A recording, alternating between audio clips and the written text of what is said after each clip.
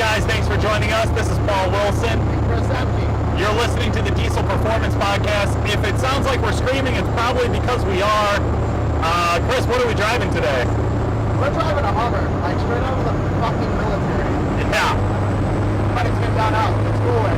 Gen 1 Humvee. It's an AM general body. This is the original, man. This thing used to have armor on it. It was used at one point by the military. The reason you can't hear us is because it's been stripped down now. It's an all aluminum body. There's no plating in it. Tarp as the cover. The cover is a vinyl material. Yeah. They're flapping in the wind. The doors are the same material. And you have like a plastic window and zip-down window screens. And Yeah. it's all fucking beautiful. Like, I never wanted to join the Army. That wasn't my thing, but I love it. Well, I'll tell you what, this truck compared to what people in the Army actually drive for a 6.5 are two totally different worlds. So we did an interview months ago with Blair, Outlan. Actually, it was for conversion line. Yeah. Conversion line that we had him on. It was actually Mike. It was the guy in the shop who works on it. But yeah. SI diesel. This is the truck we were talking about. And Blair was nice enough to ship it to us and say, yeah, get your ugly, grimy ass hands on this thing and drive it. It's got some cool features to it. We did some stuff to it at the shop recently. This isn't the first time we've had this truck either. Yeah, back in, I want to say 2013, 2014 timeframe, Blair also shipped the truck up to us. It was a little bit different then. It didn't have all these creature comforts. Back then it had the original jump seats. It had the original everything. It was just a Duramax. They stocked Duramax and Allison smashed into this Humvee. And it was awesome. Back then it was super cool. It was a lot of fun.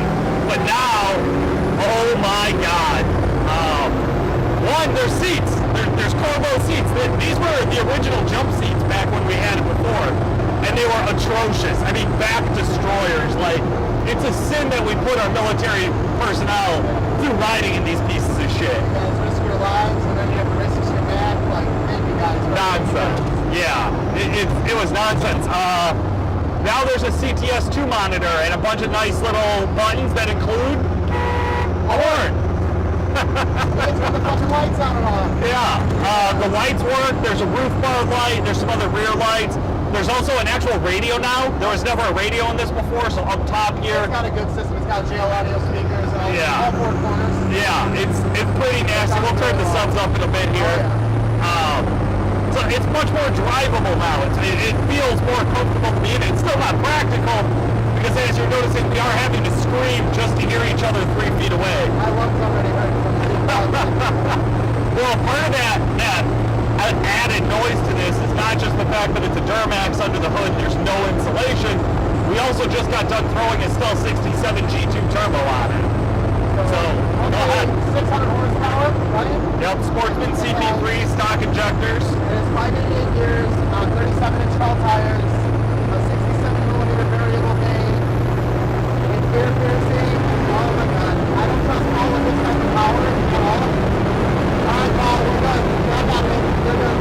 This thing's just nasty. And one of the things I love about this VVT drop-in turbo, it looks stock, but man, you just felt it there, Chris. When I pull on it, and this is a truck that does tend to lug with these big heavy tires and ridiculous gears, it just runs. It just feels like there's more and more and more to go. Like, I took the truck out a week ago, and Nick, the owner of Duramax Tuner, comes up to me. He's like, "So what do you think of that unit?" And I was like, "I've never been in something where it's 6 gear. It just pulls its ass off." I mean, it's crazy too because it's like loud.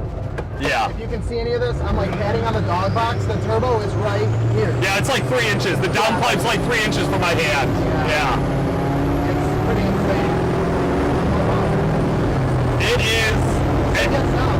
It doesn't float either. I will say before, I don't think they did too much of the suspension here differently, but it feels more planted. It feels more grounded right now. Like I'm actually making contact with the It's an 8-foot road. wide fucking vehicle. That's actually long. Like, it's a box, dude. Like, Yeah. we were driving this thing. Me and one of the guys in R&D, we went to lunch. We're going down this road, and the road was so narrow. That's 8 foot wide, right? Like there was no room. And I'm like, dude, like, you gotta be careful on what roads you take this thing down. I would not take this thing down to downtown Chicago. Nope. Well, I think you'd have a hard time finding a parking spot unless you don't mind parking on top of another car. which we can do that. Yeah. I'll take the part today. I'll just tell you now that that's almost wide open throttle run. It sets you back in the seat, huh? Yeah. She's got some snap to it. This thing's fun to drive, but I got a little bit of a headache. We should probably go back to the studio and we'll do like a recap and talk about the actual truck, the build, and why we even have it. Yeah, we'll dive into some more detail. You don't want to get a chance to get behind the wheel of this thing, though? You know what? I'm good. I'm good. I'll let you have your fun. You don't have to try to pull shit off there. Yeah. Set the guy in a 12 valve, right? Okay, we'll talk about that on the next episode. All right, back to the studio. All right, guys, we are back in the studio after our Humvee Duramax ride-along. Chris, I got something to tell you. What's up? When you got out of the Humvee, Yeah. I went and put JP in it and went and took him for a ride-along, too. All right, guys, we are back at the Humvee. I know Chris and I said that we were going to go back to the studio, but when we came back to the studio, I found this schmuck running around. JP is our coordinator over at Duramax Tuner for the Stealth Series turbos and general machining operation, I guess we could say, huh, JP? I think that's pretty accurate. I make sure that the machines stay full of parts and make sure that the turbos don't have trouble when they get out to the public. He's being really humble. He's the big swinging dick of the Stealth Series program. So JP's been on the podcast before. We talked to him about the turbos, but you also have a little bit of a background that I thought might have some crossover here today with the Humvee. Yeah, that's not incorrect. I was actually a driver with my time that I spent in the military for a two-door version of this same truck, non-up armored version with the soft doors, just like this one has. But yeah, big difference in what I was issued in the Army. So you were driving something with a 6.5 in it. This has a Duramax. Yeah. The power, the drivability, the turbo, these weren't the only things you noticed when you got in. So what jumped out to you as you got behind the wheel? The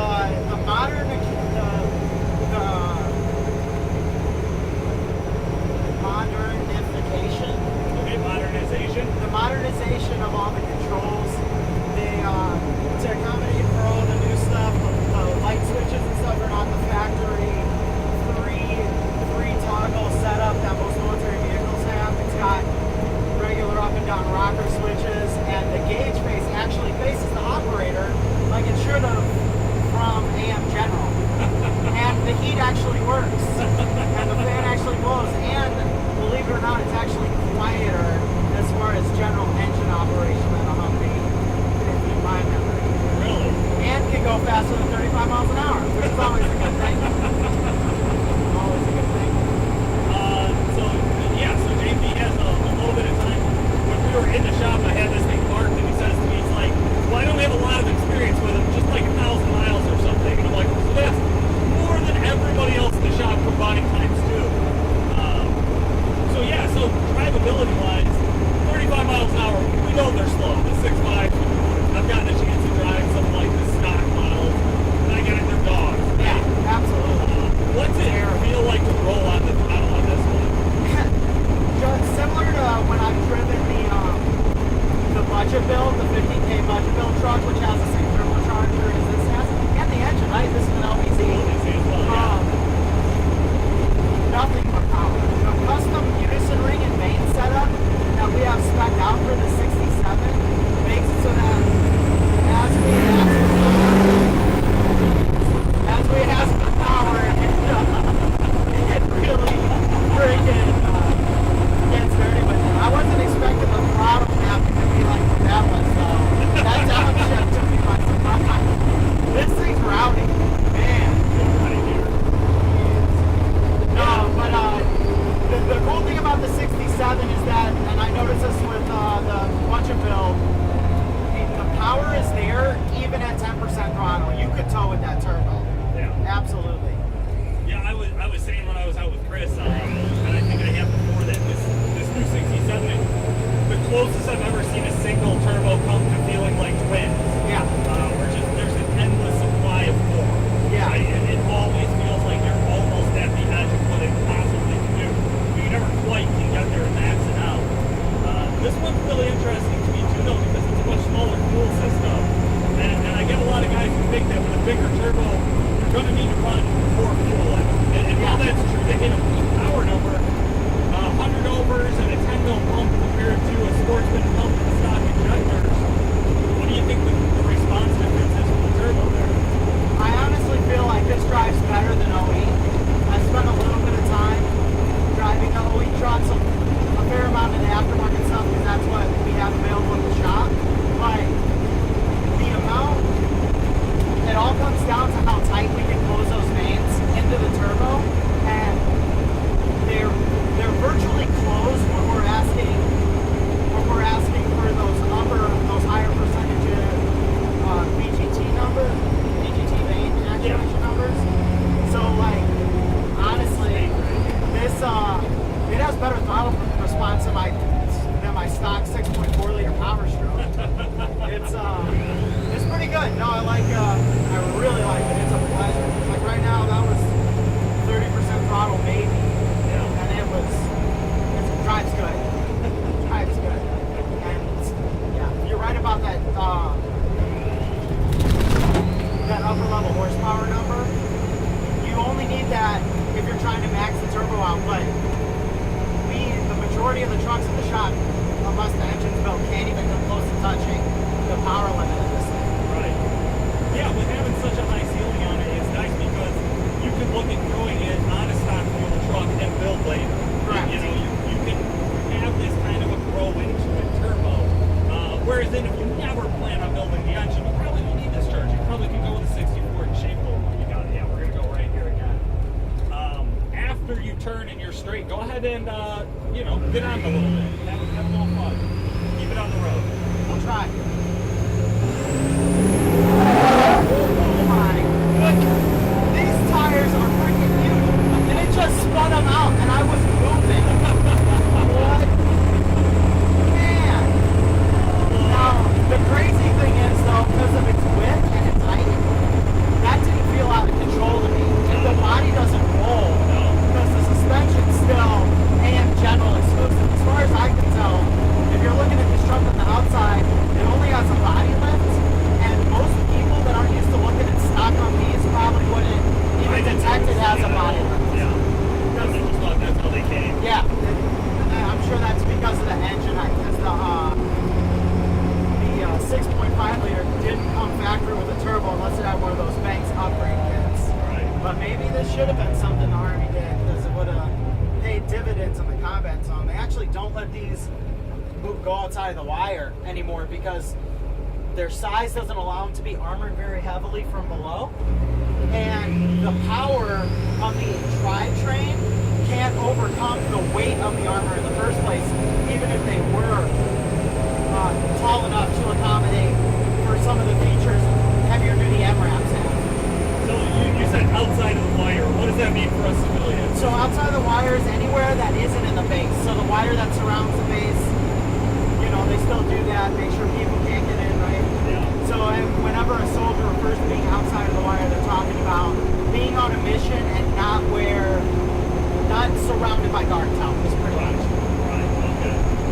Yeah, I mean, that's a big part of what the Banks JLTV project is all about, is putting these L5P Duramaxes with an LMF fuel system into a more armored, faster, more updated, more modern kind of off-road vehicle, and that's what that Jolt is all about. Whereas in this, what I love about it is how wildly just impractical it is to own this at this point. Yeah. This is not a daily driver by any means, although the cargo seats are great. Even, you guys saw me earlier in the driver's seat, but now I'm in the passenger seat and my head will hit this top frame. Yeah.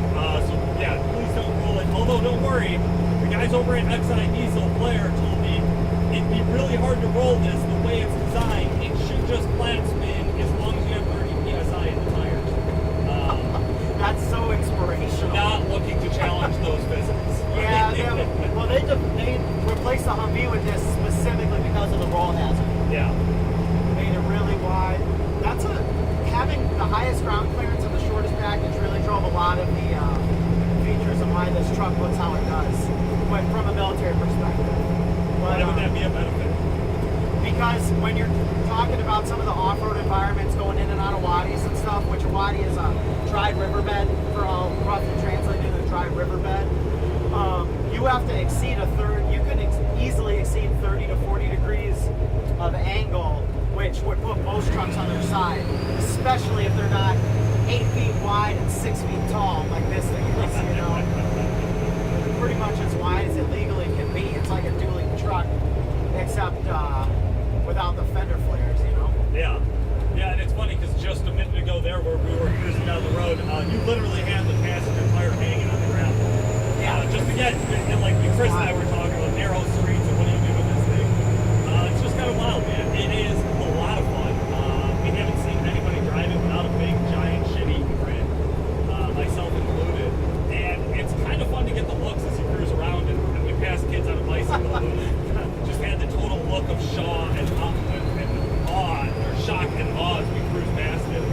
And it is that kind of everywhere we go with this, where one is just odd to see, you know, these older Humvees on the road in a residential spot, and then you hear that turbo whistle, and it's got to have somebody thinking, what the hell? Yeah, no, this truck's sweet to drive. And actually, to add, I'm pretty impressed with the brake system. This thing, it wants to stop. Yeah. It's not, you know, I'm not, the brake pedal feels good. This truck might be more comfortable than my 350,000 mile OBS. As sacrilegious as it is to say. I'm pretty sure that with the power and considering the noise is just about the same, and the bumps feel as good as that with these seats, I might be more willing to take this on a road trip than my F-250. Well, you heard it here, folks. JP says fuck Ford. GM only from now on. AM General Humvee Daily Driver is the hashtag for this episode. No, hey guys, for real, big shout out to all of our military listeners, all of our veterans and active service members. You know, we love you guys. We're glad to do something that's a fun project with somebody like JP. We're definitely going to get out and do some off-roading in this truck. We'll be bringing that to you in a future segment here on the show. For today, I really should go find Chris. He's been sitting in the studio waiting for me to catch up with him. You could probably tell that this recording is much clearer. Yeah, amazing. That thing is obnoxious inside. Oh, it's screaming. Yeah. Like, the whole time. The Scottsdale, the Apache, Brett's truck. That's the worst. This one is that like takes the cake. Times those by 3. Yeah, oh, it's crazy. Easy. But I do want, you know, there was a lack of engagement on my end, but I want to emphasize that thing's fast, like quick fast. Like that thing just goes. It drives. Now I'm contradicting myself. The thing drives amazing. Like it drives really well. If you're easy on the throttle, like if you don't snap the throttle, it drives totally fine. Like it drives like totally fine. You, Nick, and I were talking the other day, and we came up with the perfect description. It's the most practical vehicle to have. Right. Done. Right. That's it. Yeah. Yes. Like it can do anything you want it to. Like it's in the fucking war, for crying out loud. Makes good power, decent mileage. You know, you probably can't get it down many side roads in the city, but you know. Yeah, it is not an urban crawler by any means, but no. But out here in the suburbs, we have some spots to have some fun with it. The burbs.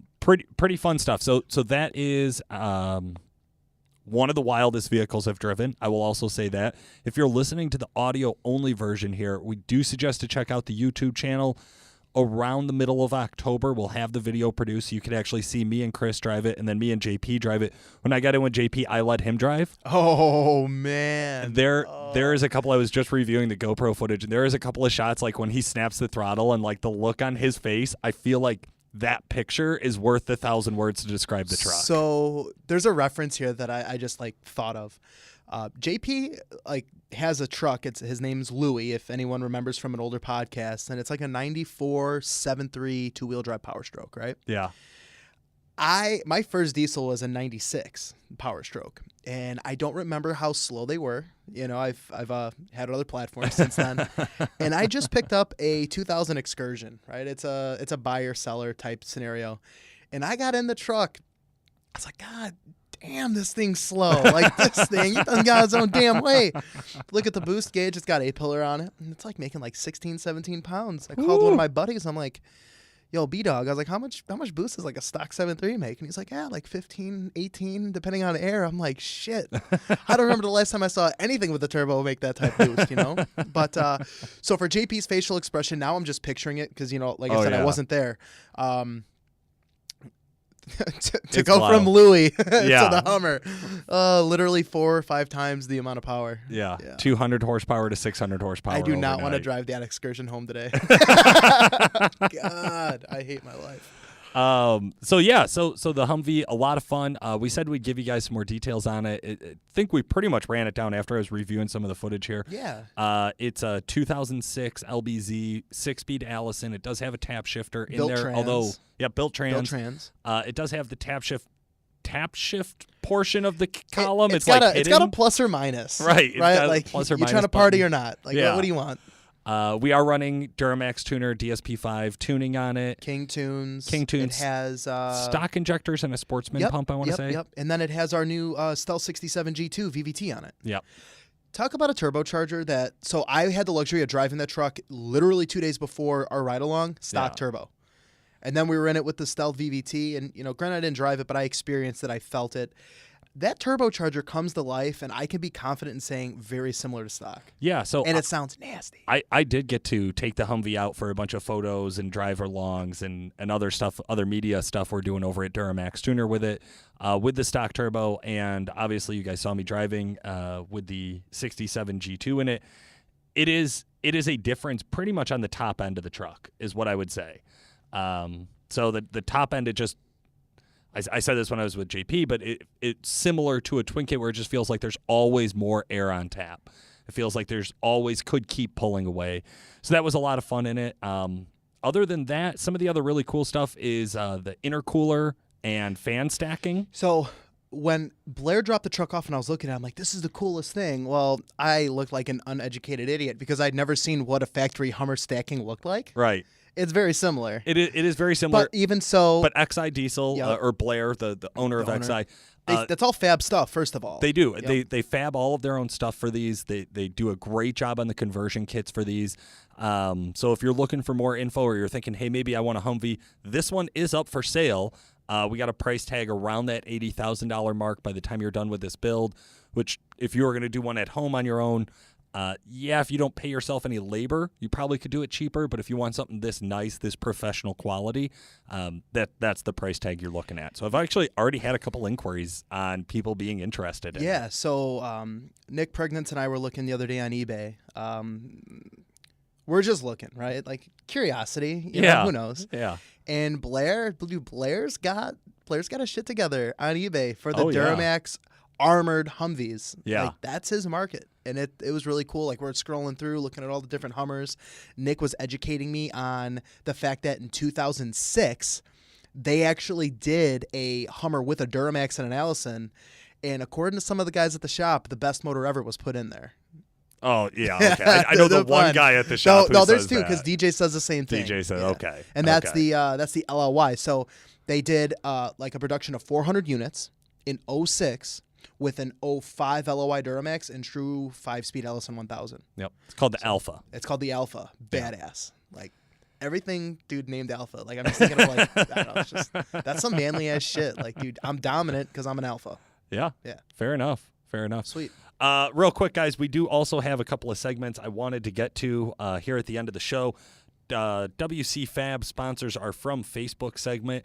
I have been getting a ton of messages on Facebook and via email. So, guys, please keep sending those over. Paul at DuramaxTuner.com for me. And C. Ehmke at DuramaxTuner.com for me. So CEHMKE at DuramaxTuner.com. I was not privileged enough to have an email with my first name as it was already taken by our accountant. So thanks, Chris. But yeah. So we have gotten a bunch of great messages. I actually think we're going to frame out an episode of like how old is too old for a truck here in the future. Dude, oh yeah. I know where this is going. I got a guy with an LML with 200,000 on it, Wow. 2011. And he's like, hey man, should I start looking at trading in or upgrading? I'm like, that's a tough one. question, Yeah. isn't it? That's not just like a simple like, hey, shoot a quick reply, throw this package on it. You really got to think it through. Yeah. We've had some guys ask for our Snapchat. I'm an old fuck, just so everyone knows. I'm on Snapchat right now. Thanks, Chris. Well, I always do live stories I do live recordings of on my story of our recordings. And 'Cause I have a lot of people that follow me. And I just learned what live stories are. So dude. that's really cool. I do if have you a go Snapchat. if you go to my Instagram, you go on my IG handle, I actually have my Snapchat handle on there for people to follow me. Go ahead, plug it. What's your IG handle? I don't know. I don't know what my IG handle is. So, I'd have to look so at you that. want them to But my look you name- up on but Instagram, my which you name- don't know. But my name on Snapchat is Chris_Ehmke. Simple as that.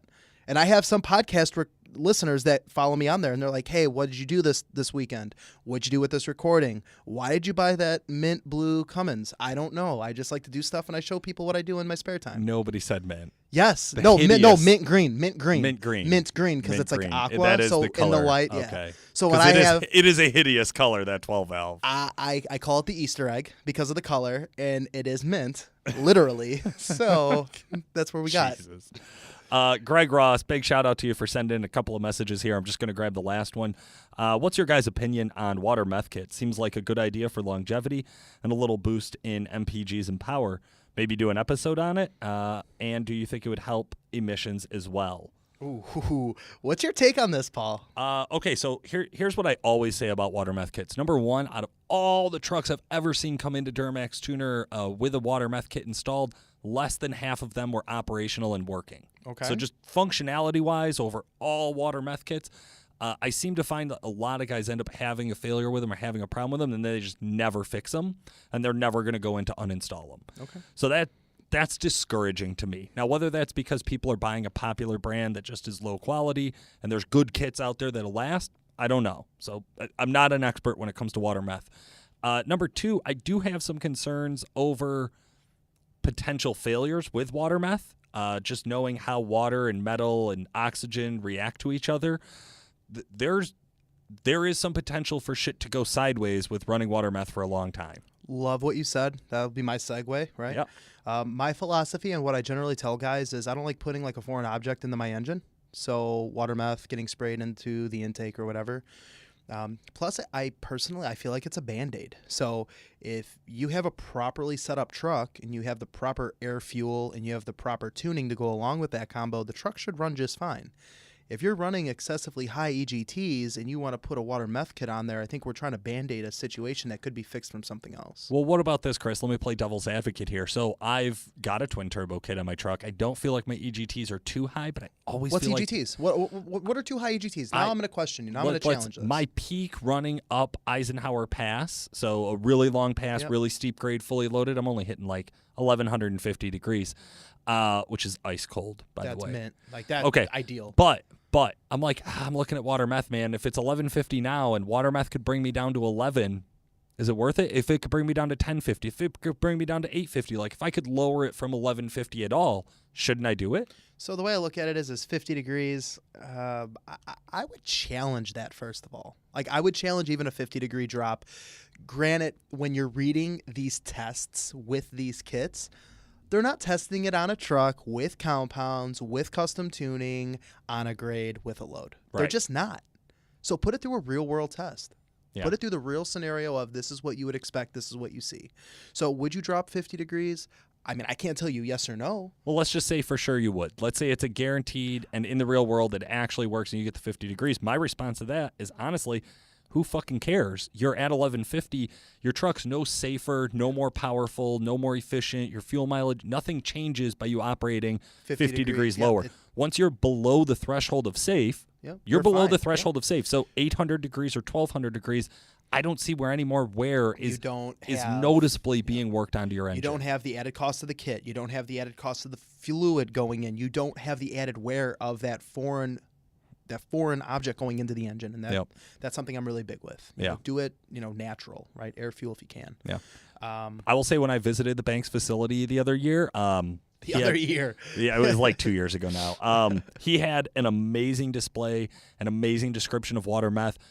Gail's definitely somebody we have a lot of respect for. I think Chris and I could both say Absolutely. that. He wholeheartedly believes in it.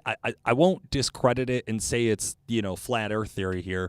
I will say that it's not my cup of tea. I just think I use this reference with end users when I'm on the phone talking about builds.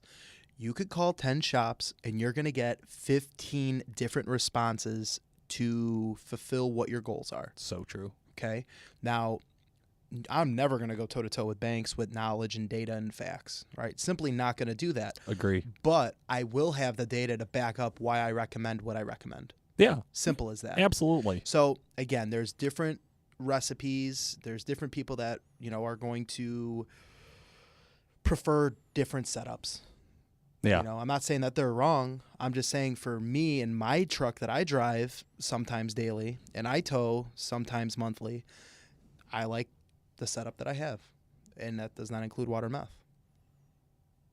So that was a really boring and long, drawn-out explanation from Chris and I on why we're not huge fans. I'm just joking. Yeah.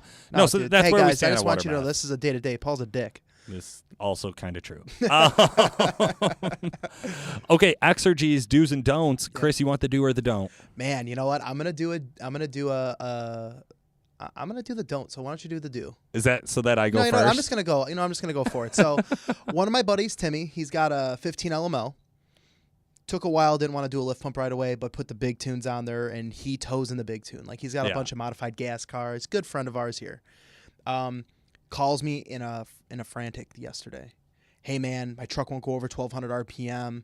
Rail pressure's dropping. The actual versus desired is way off, dude. Tell me my CP4 didn't fail. I cannot have this right now. All right, well, pull the fuel filter. Well, what's that gonna do? Well, if you see some metal debris, I mean that's easier than getting to the improv on the pump. Yeah. No, what's that gonna do? I'm like, don't run the truck. Shut it off.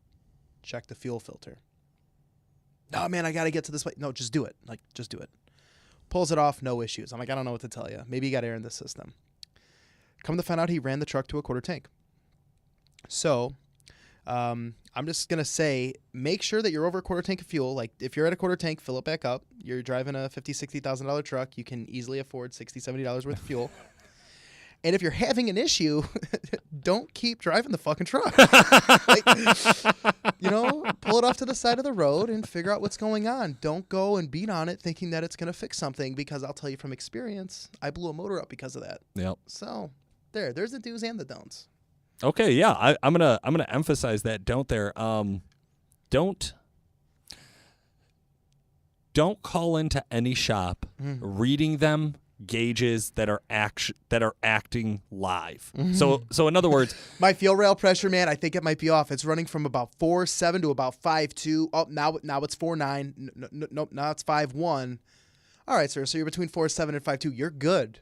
You're good. And it's also LB7? Not helpful. Not helpful unless it's dramatic. Unless you can pull desired and actual rail pressure and tell me, hey, Paul, I'm flat-footed, locked in fourth gear, and it's commanding 29,000. It's delivering 12. Okay, sure, that'll help me. But it's very rare that calling into any shop and reading them any live gauges is going to help your situation. What you need to do is shut the truck down and get it somewhere. So don't waste your own time, right? You want the truck fixed quickly, efficiently, and correctly. Take care of it. Take care of your end of that. Diesel Insights, real quick, sponsored by Duramax Tuner and Calibrated Power. Really cool stuff, man. You've been watching the L5P updates? Living it. Literally, the guys that are in R&D, some better friends of mine at this point. I've been in the driver's seat of the L5P on a daily. Yeah. We just took the L5P on a 2,000-mile trip out to Virginia. We sold our Chevy Scottsdale with the Duramax converted into it. And I picked up the 12-valve that you don't think is so mint from a real close buddy of mine. So one of the few tuned L5P trucks in the world right now. And I had the luxury of, driving at 2,000 miles. Yeah. So, yeah. So have you been following the L5P update videos from Diesel Insights? The video updates, just the whole 9 yards. Like, I'm living the updates. I'm in it. We did a turbo teardown with Nick. That was really, really informative. So you actually can see the new custom vane sets. Or, I'm sorry, the new vanes in the It's a different architecture L5P of the turbos. turbocharger altogether. The DOC on the back that everybody is scared of and think is robbing them of power. I don't think it is. There's going to be another Diesel Insights coming out soon, I'm sure, where we compare apples to oranges. Yeah. And I mean, probably apples to apples. Hey, man. But yeah, whatever. Hey, apples and oranges, they're both sweet, baby. So. Sure. And a quick heads up, guys, we do also have some L5P transmission updates coming out in our next L5P update. We're hoping to see those out next week early. Yeah. We'll keep an eye on the Duramax Tuner YouTube channel. That's all I have for today, Dude, Chris. It's been a crazy couple weeks. Like ever since the L5P stuff went down, the office is everyone's been on their toes. Whether you're in tuning, customer service, order processing, us, you, Yeah. Nick. It's Everyone. definitely been a busy time. Not too busy for us to talk to you, though. Please feel free to give us a call over at the shop, 815-568-7920. For today, this has been Paul Wilson. And this is Chris Ehmke, guys. Thanks for listening.